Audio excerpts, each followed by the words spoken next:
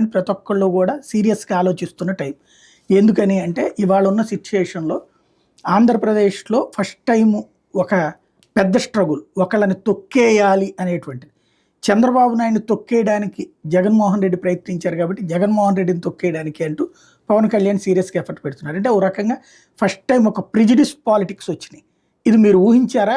అలాంటి అణచివేత రాజకీయాల్లోకి వస్తే మీరందరి భవిష్యత్తు ఏంటి రేపు పొద్దున? సార్ ఇక్కడ ఒకటి చూడాలి, టిట్ ఫర్ టాట్ అనేది నేచురల్గా జరుగుతుంది రాజకీయాల్లో. ఎవరైనా సరే ఒక వ్యక్తిని మానసికంగా శోభ పెట్టినప్పుడు ఆటోమేటిక్గా ఆ వ్యక్తికి ఎంతో కొంత తను టైం వచ్చినప్పుడు తను కూడా ఛాన్స్ తీసుకుంటానికి ప్రతీకారంగా అనొచ్చు, లేకపోతే తన అవకాశం తను తీసుకుంటాడు. సో చంద్రబాబు నాయుడు ఏం చేశాడో ఈ రాష్ట్ర ప్రజలందరూ చూశారు. 2014 నుంచి 2019లో ఏ విధంగా జగన్మోహన్ రెడ్డిని ఏ విధంగా చేశాడు అనేది అందరూ చూశారు. సో ఇవాళ జగన్మోహన్ రెడ్డి దానికి ఇలా చాలా ఆయన నా దేశం వరకు ఆయన చాలా శాంతిమూర్తి.